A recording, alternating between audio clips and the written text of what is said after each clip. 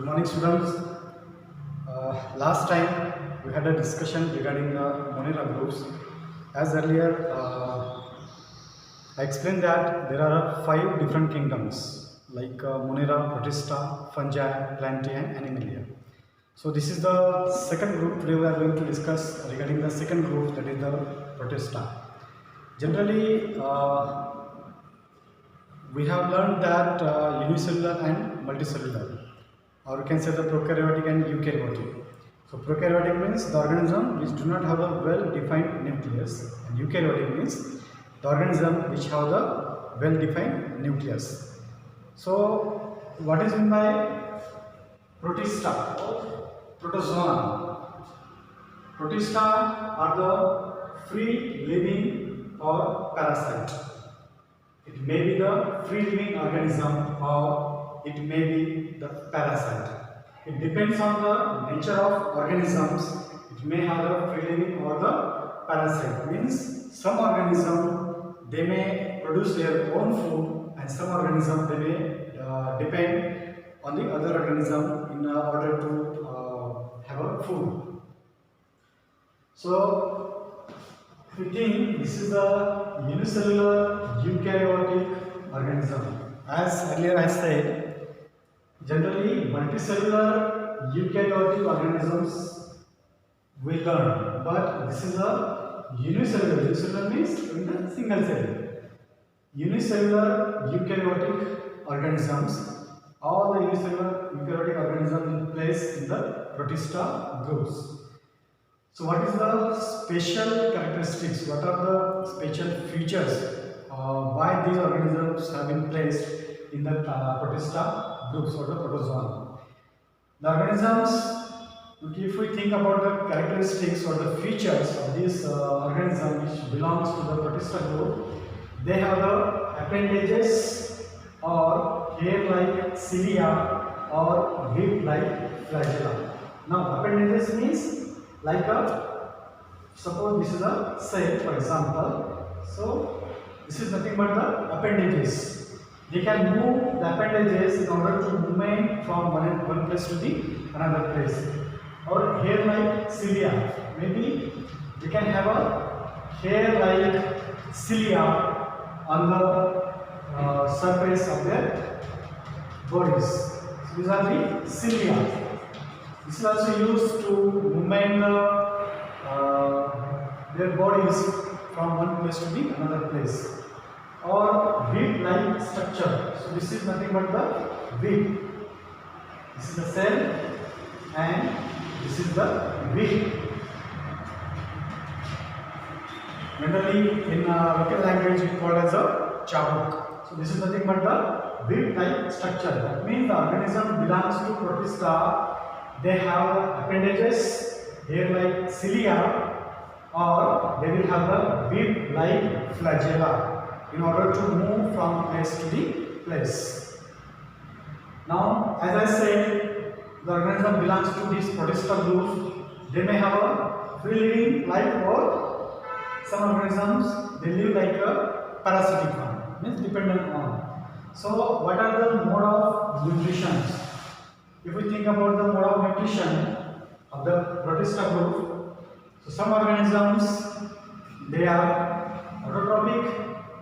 That means the organism which develops or produce their own food with the help of chlorophyll and other factors, that comes under the autotrophics, and the organism which are dependent on the other organism, that comes under the heterotrophics. So these are the two mode of nutrition of organism which belongs to the Protista groups.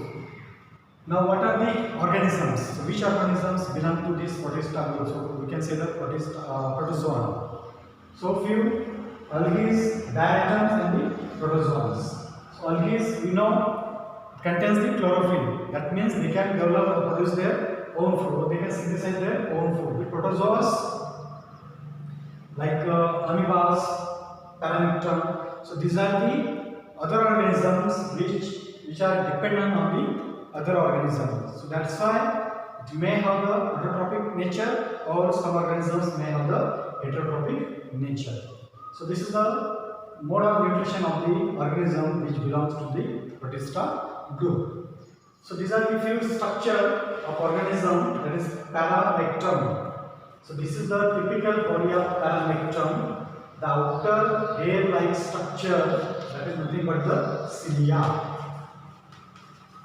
So this is the peculiar characteristics or the feature of the organism which belongs to the Protista group. Second one is the amoeba. Now here you cannot see the cilia or the bit-like structure, but have the appendages, means long structure, so that it can move.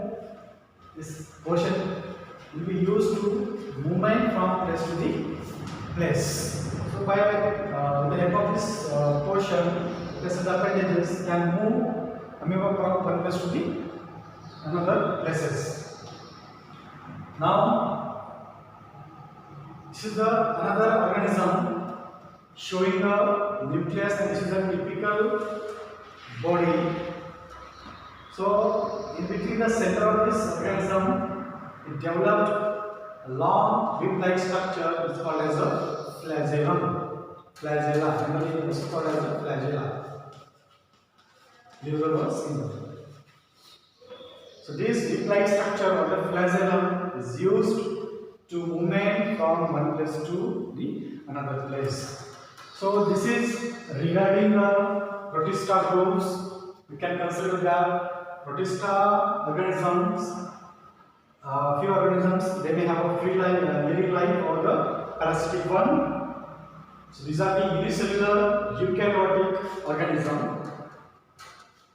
The special characteristics, or you can say the features of this organism, they are having the appendages, hair-like cilia around the body, or whip-like flagella. It depends on organisms to organisms. Some organisms they may produce or develop the whip-like structure. Some organisms may produce develop the appendages.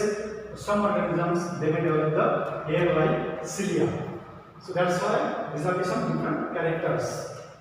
And the mode of nutrition, some organisms they belong under the autotrophic, and some organisms they belong under the heterotrophic. Means they produce their own food, or some organisms they are dependent on the other organisms. So these are the two mode of nutrition of the Protista groups. So example, algae, diatoms, and the protozoan. And this is the few organisms which show the different body structure with cilia, appendages, and the flagella. So this is regarding the Protista group of kingdom, among the kingdom 5. This is the second group. First was the Monera and second was the Protista. In next lecture we will see discuss regarding the fungi, plantae, and the animalia. As if you have any questions or doubts, so text me on my personal WhatsApp number.